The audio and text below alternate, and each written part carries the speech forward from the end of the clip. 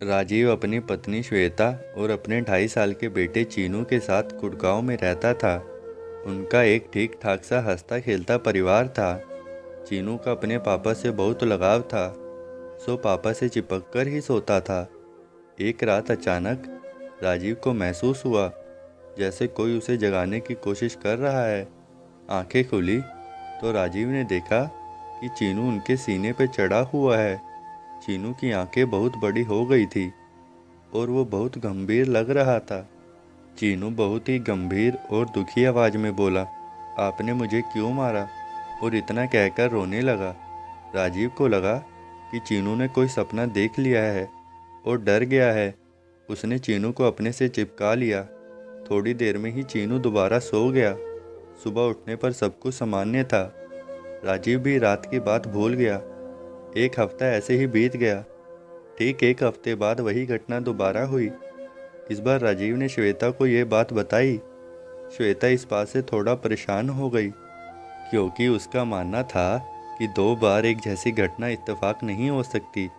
उसने चीनू से घुमा फिराकर पूछा, पर चीनू को कुछ भी नहीं बता पाया, जैसे उसे कुछ याद नहीं था।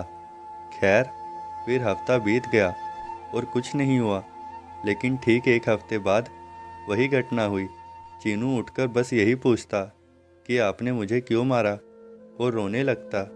अब राजीव और श्वेता को चिंता होने लगी। उन्होंने तय किया कि वो डॉक्टर से बात करेंगे। दोनों चीनू को लेकर अपने पारिवारिक डॉक्टर के पास गए। डॉक्टर ने चीनू को देखा और सारी बातें सुनी, मगर उन्हें कोई परेशानी नहीं दिखी। डॉक्टर ने दोनों को सलाह दी कि उन्हें किसी मानसिक रोग विशेषज्ञ से बात करनी चाहिए, क्योंकि चीनू की समस्या शारीरिक ना होकर मानसिक लगती है। राजीव और श्वेता की चिंता और बढ़ गई। राजीव ने एक मानसिक रोग विशेषज्ञ का पता किया, जो कि बच्चों के रोगों के विशेषज्ञ थी। दोनों चीनू को लेकर उनके पास गए। डॉक्टर बहुत ही अनुभवी और समझदार औरत थी। उन्होंने सारी बातें सुनी, चीनू का चेकअप किया, फिर राजीव और श्वेता को बाहर बैठने को बोला। दोनों बाहर आ गए और डॉक्टर ने चीनू को एक खिलौना देकर अपने पास बिठा लिया और अपने तरीके से बात करनी शुरू की। लगभग 1 घंटे बाद डॉक्टर ने दोनों को अंदर बुलाया और बैठने के लिए बोली। डॉक्टर ने बहुत ही गंभीर आवाज़ में बताना शुरू किया, राजीव जी, मैंने आपके बेटे से बहुत सारी बातें करी, और आप तो जानते ही होंगे कि हम लोगों के अंदर से वो बातें भी निकाल लेते हैं जो वो होशो हवास में खुद भी नहीं जान पाते। बातों बातों में जो मैं चीनू से जान पाई वो आपको बताना चाहती हूँ। हो सकता है आपको मेरी बातें थोड़ी अजीब लगे, पर ये सच हो सकता है। चीनू की बातों से लगता है कि उसका पुनर्जन्म हुआ है और पिछले जन्म में उसकी मौत आकस्मिक और अप्राकृतिक रूप से हुई थी, तथा उसकी मौत के लिए किसी न किसी तरह से आप जिम्मेदार हैं। इसलिए चीनू बार बार आपसे कहता है कि आपने उसे क्यों मारा। एक डॉक्टर होने के नाते मेरे लिए इस पर विश्वास कर पाना कठिन है, पर इसकी बातें यही इशारा कर रही है। आप याद करने की कोशिश कीजिए, क्या कभी कोई ऐसी घटना हुई है आपके साथ जिसमें आपकी वजह से किसी की मौत हुई हो? राजीव याद करने की कोशिश करता है, मगर उसे कुछ भी याद नहीं आता। तीनों घर आ जाते हैं, पर राजीव के दिमाग में अभी भी डॉक्टर की बातें गूंज रही थी। रात में सोते समय राजीव फिर से अपने दिमाग पर जोर डालकर सोचता है। तब उसे याद आता है, करीब 6 साल पहले जब उसने नई कार खरीदी थी, एक दिन वो देर रात ऑफिस से निकलकर घर जा रहा था कि तभी एक सुनसान जगह पर उसकी कार की टक्कर एक मोटरसाइकिल से हो गई। टक्कर की वजह से मोटरसाइकिल और उस पर सवार व्यक्ति दोनों सड़क के किनारे जा गिरे। एक तो नई कार, ऊपर से सुनसान जगह। राजीव घबरा गया और कार नहीं रोकी। राजीव ने श्वेता को पूरी बात बताई, लेकिन ये भी कहा कि उसे बिल्कुल नहीं पता था कि वो आदमी बचा था या नहीं। दोनों ही इस बात को लेकर बहुत घबराए हुए और बेचैन थे। राजीव ने श्वेता से कहा कि वो उस आदमी के बारे में पता लगाकर रहेगा, क्योंकि उसे उम्मीद थी कि शायद वहाँ से चीनू के ठीक होने की कोई रास्ता मिल जाए। राजीव ने पता लगाना शुरू किया तो पता चला कि वो आदमी ज़्यादा चोट लगने के कारण वहीं मर गया था। मंदसौर थाने में रिपोर्ट दर्ज हुई थी और उस आदमी की शिनाख्त हो गई थी, पर कार वाले का पता ना लगने के कारण केस बंद हो गया। ये सारा ब्यौरो और उस आदमी का नाम पता थाने में मौजूद था। राजीव ने जान पहचान निकालकर उस आदमी का नाम और पता मालूम कर लिया। अब राजीव और श्वेता ने तय किया कि वो वहाँ जाएंगे और पता करेंगे कि क्या हुआ था। अगले दिन ही दोनों चीनू को लेकर उस पते पर पहुँच गए। घर की चौखट पे पहुंचकर राजीव ने चीनू की तरफ देखा, मगर चीनू बिल्कुल सामान्य था। ये एक पुराना सा घर था। राजीव ने धड़कते दिल के साथ घर का दरवाज़ा खटखटाया। थोड़ी देर के बाद एक करीब 40 से 45 वर्ष की महिला ने दरवाज़ा खोला। राजीव ने बताया कि वो रहमत भाई का पुराना मित्र है और बहुत सालों के बाद शहर में वापस आया है, और आने के बाद उसे रहमत भाई की मौत के बारे में पता चला, इसलिए उनके परिवार का हालचाल लेने आ गया। उस महिला ने बताया कि वो रहमत की पत्नी है और घर में उसके अलावा परिवार में उसके 2 बेटे हैं, और रहमत के बूढ़े अब्बू जो चल फिर नहीं सकते, बेटे अभी छोटे हैं, इसलिए घर चलाने की जिम्मेदारी रहमत की पत्नी पर ही है। राजीव और श्वेता को सब सुनकर बहुत दुख हो रहा था।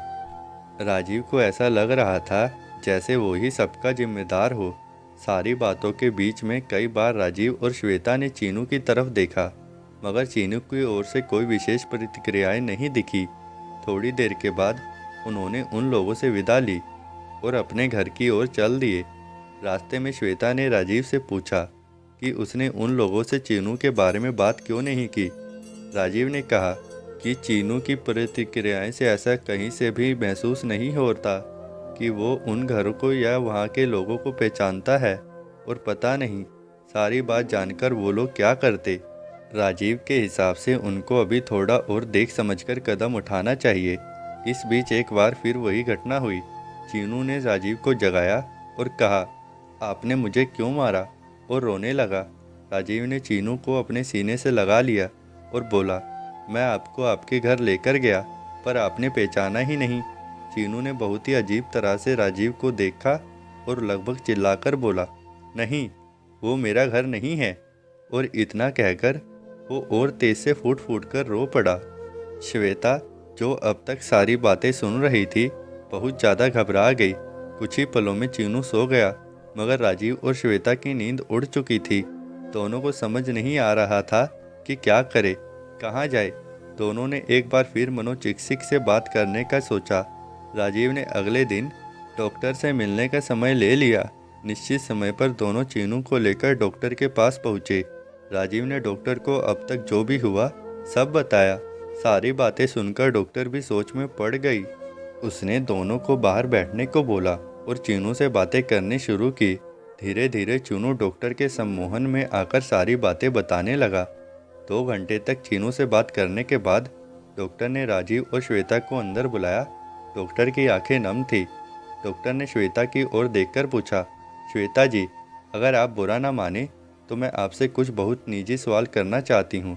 श्वेता ने तुरंत जवाब दिया, डॉक्टर, अगर यह मेरे बेटे की संबंधित बीमारी से है तो आप जो चाहें पूछ सकती हैं।